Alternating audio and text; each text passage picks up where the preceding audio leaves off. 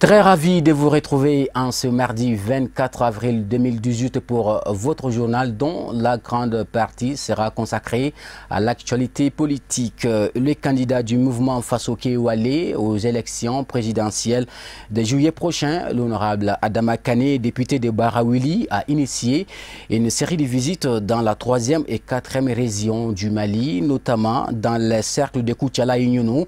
Une visite qui aura tenu toutes ses promesses comme pour révéler aux candidats de la disponibilité des populations des localités à l'accompagner dans son combat. Voyons la première étape de Koutiala retracée par Marietou Diallo et Mohamed Traoré. C'est lui, le candidat du mouvement Faso Kewale aux échéances électorales de juillet prochain. Adama Kane, député de Baraouli, n'a qu'un seul combat, briguer la magistrature suprême de notre pays. L'objectif de cette tournée est de saluer population, autorités coutumières et administratives et de leur faire part de sa candidature aux élections présidentielles de juillet 2018.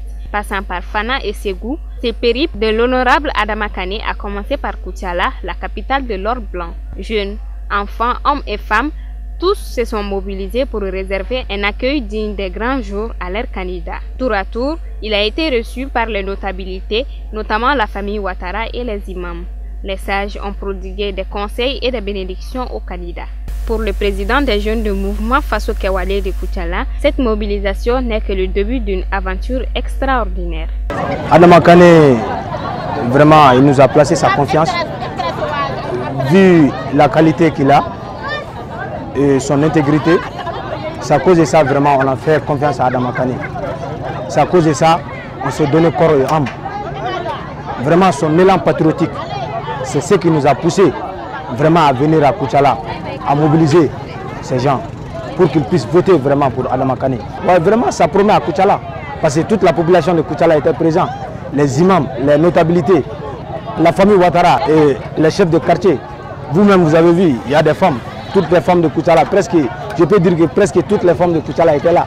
Et la jeunesse aussi a répondu présent pour vraiment venir écouter le message d'Adama Kane. L'honorable Adama Kane, quant à lui, a jugé cette première sortie satisfaisante. J'ai été ému. Cette étape de Koutiala nous a honorés. Partout où nous sommes passés, nous avons été accueillis merveilleusement avec une connaissance historique qui dépasse notre attendement. Avec toutes les belles promesses que nous avons entendues ici, nous pouvons espérer que les Maliens aspirent réellement à un changement. Les Maliens aspirent à se remettre en cause et à accepter un nouveau départ pour un nouveau Mali, pour une entente, mais sur une bonne raison et sur une confiance et puis sur une vérité qui est le bonheur des Maliens et non pas une administration encore coupée des citoyens. Voilà ce que j'ai constaté, ce que j'ai entendu, que je peux vous dire de ma satisfaction pour cette première étape de Koutiala. Pour rappel, le mouvement Faso Kewale a été créé il y a de cela quelques temps. Il se veut une politique autrement avec un projet de société pour un Mali différent. Nous voulons Adama Kane pour un Mali nouveau, c'est le cri de cœur de Koutiala. Cap sur la 2e région administrative du Mali où la conférence des sous-sections RPM du cercle de Banamba s'est effectuée du 19 au 22 avril 2018. Une tournée de 4 jours qui a conduit les responsables de la section RPM avec à sa tête l'honorable Mahamadou Lamine Ouagué dans 8 communes du cercle de Banamba. Nos envoyés spéciaux à Hamidou Badini, c'est Lunyari.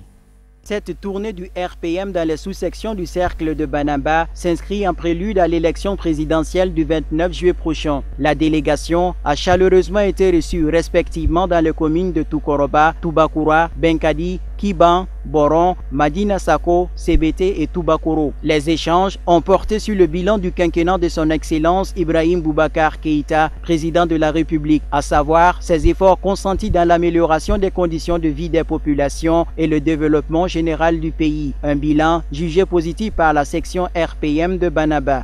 Donc l'objectif de cette tournée, c'était une prise de contact entre le sommet et la base. C'est tout à fait normal.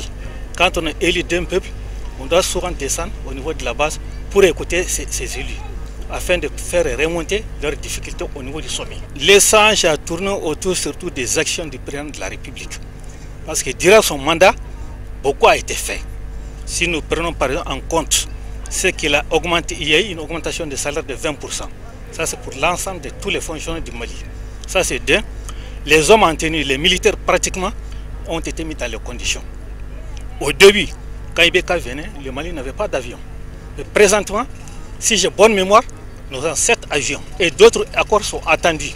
Donc ça, c'est vraiment un exploit que tout le monde salue.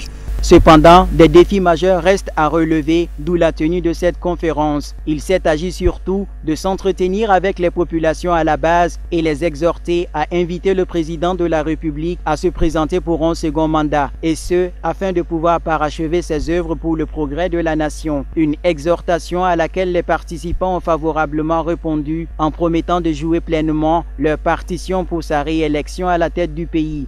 Quand on a débattu de ces problèmes, donc l'idée est venue de la population elle-même. Donc ils veulent que le président Ibeka demande un second mandat pour achever les actions qu'il a entreprises au cours du premier mandat. Donc au niveau de toutes les communes, cela a été évoqué. Donc c'est un sentiment de fierté pour nous. Si le président Ibeka s'est présenté, ça nous fera plaisir à tout le monde. Donc tout le monde le souhaite. Tout le monde, 100%. Hein. Donc l'idée n'est pas venue de nous.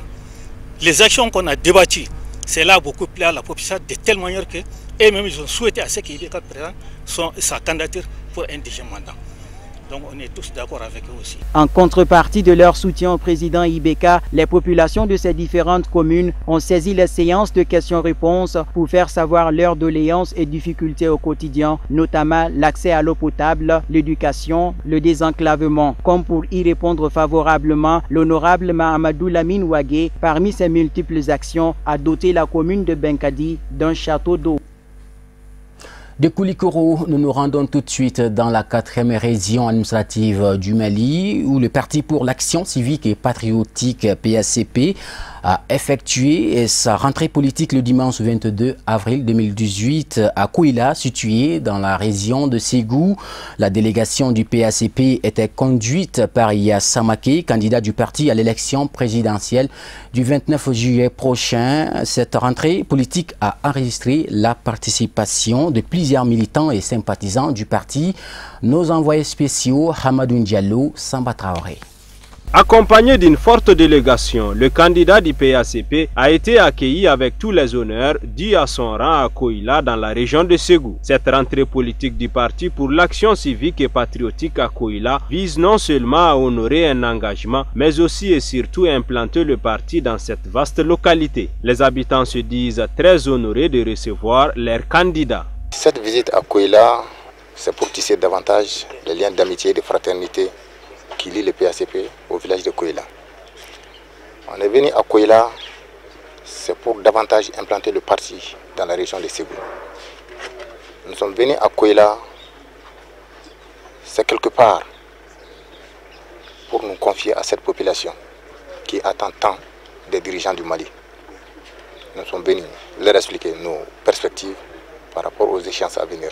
Bon, le PACP est venu à Kouila pour honorer une invitation, pour honorer une amitié tissée entre le leadership du parti et toute la population de Kouila. La population de Kouila s'intéresse aujourd'hui à ce qui se passe dans le pays.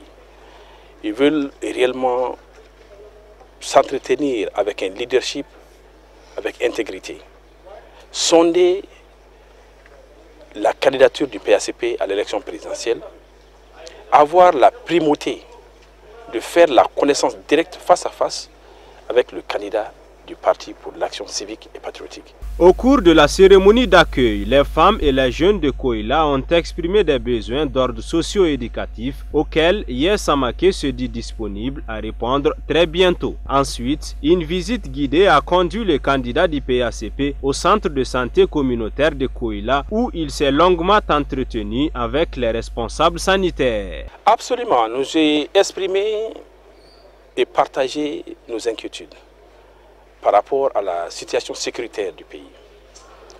Aujourd'hui, le Mali n'est pas condamné à cette situation d'incertitude. Aucun pays au monde ne se développe ou ne prospère dans l'incertitude. J'ai toujours évalué les besoins des populations. Je me suis toujours rendu dans les zones rurales, constaté, écouté et trouver des solutions, mobiliser les ressources. Je suis aujourd'hui le seul candidat au Mali, en dehors des ressources de l'État, qui puisse faire ce que nous faisons. Aller dans les villages, évaluer les besoins et au retour, aller mobiliser des ressources pour venir soulager les populations dans les zones rurales. Généralement, le candidat ne tient pas de promesses, et je le dis toujours. Mais à Koïla, nous avons vu que le besoin est crucial. Les élèves doivent se déplacer de Koïla jusqu'à Dioro, souvent à Ségou. Les femmes ont exprimé leurs préoccupations. Le maire a exprimé ses préoccupations. Le chef de village lui-même a décrié ce problème-là avec pitié. Alors, nous avons promis de leur construire 3 salles de classe, une direction, un magasin, 6 latrines. C'est 2 blocs de 3 latrines, tous équipés, nous allons remettre au village. Nous avons aussi écouté les préoccupations des femmes par rapport au maraîchage. Je n'ai pas pu résister de leur promettre d'ici fin juin la clôture du jardin maraîcher des villages de Koïla. En marge de cette rentrée politique du PACP, la délégation a été accueillie avec faste dans plusieurs autres localités de la région, notamment à Konobougou, Markakungo, Dioro et à Ségou. L'actualité sur un tout autre plan, le siège du commissariat à la sécurité alimentaire a servi des cadres pour une conférence de presse dont les échanges ont porté sur les actions d'atténuation de l'insécurité alimentaire et nutritionnelle en 2018 par les conseils de sécurité alimentaire.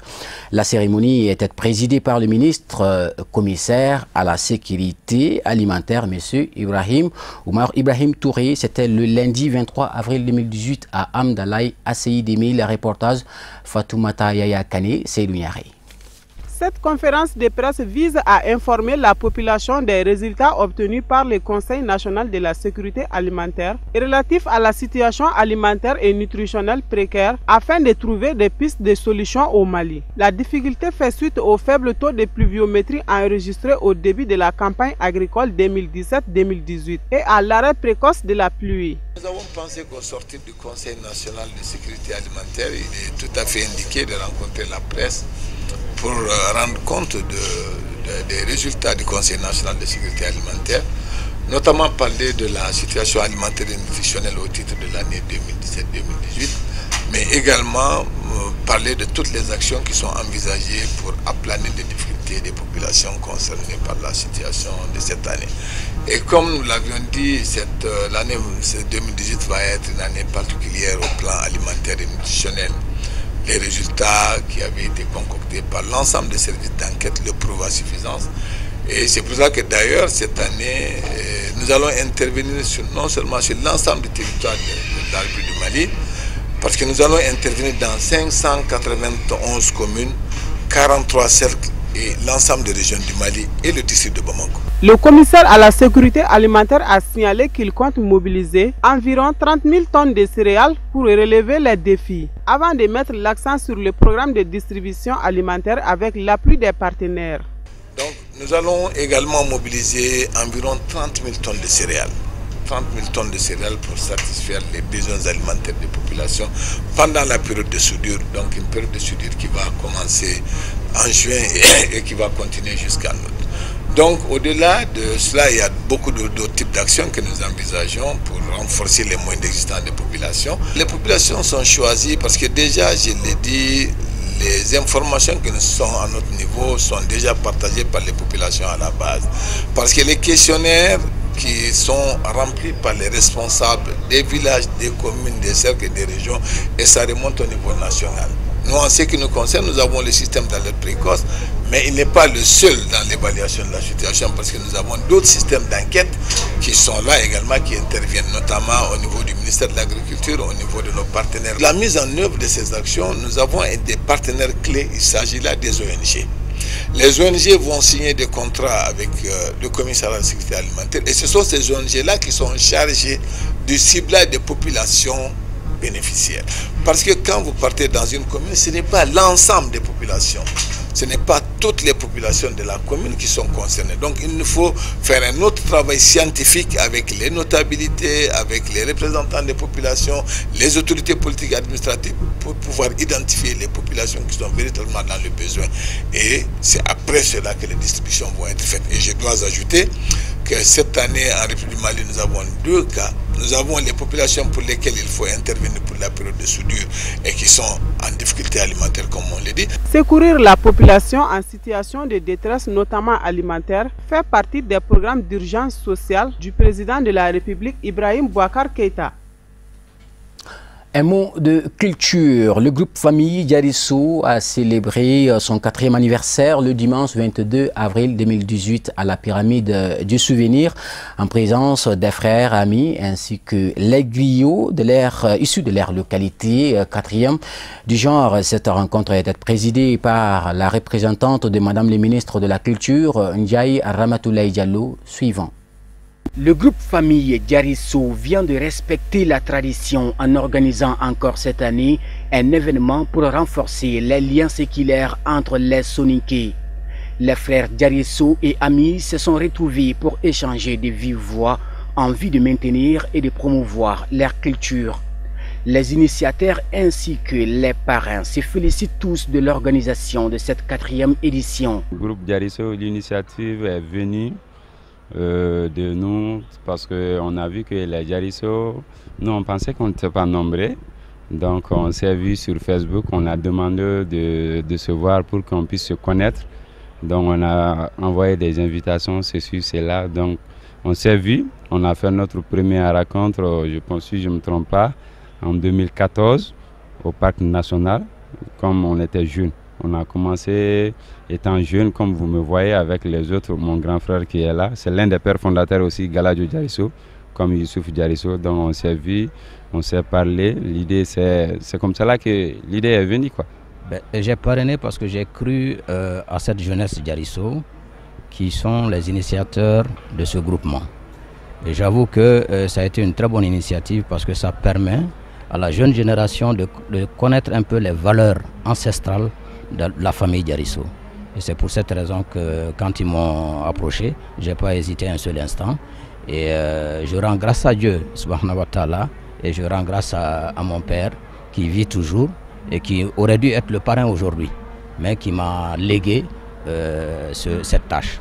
Mes impressions sont bonnes et mes impressions sont extrêmement bonnes parce que si vous regardez la salle aujourd'hui, c'est plein de jeunes Diarisso. Et la jeunesse est le fer de lance d'une nation. Et ça permet à cette jeune génération de connaître en profondeur l'histoire des Diarisso. Les origines des Diarisso nous sont expliquées ici par un originaire de Banamba. Le mot Diarisso veut dire quoi? Et qu'est-ce qui a été la dynastie des Diarisso? Ce n'est pas très connu. Ce n'est pas très connu et ça a été une dynastie en son temps. Et ça sera une bonne chose pour cette génération de connaître cette dynastie et de savoir d'où elle vient, où est-ce qu'elle doit partir. Et c'est à travers les valeurs ancestrales inculquées à cette jeunesse qu'on peut aller de l'avant. La représentante du ministre de la Culture a vivement salué cette initiative en invitant les initiateurs à préserver davantage cette culture pour qu'ensemble l'unité et la réconciliation puissent régner. Je salue les organisateurs.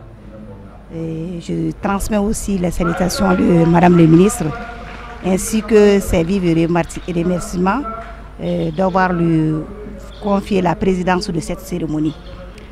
Je félicite beaucoup les organisateurs parce que c'est une bonne initiative.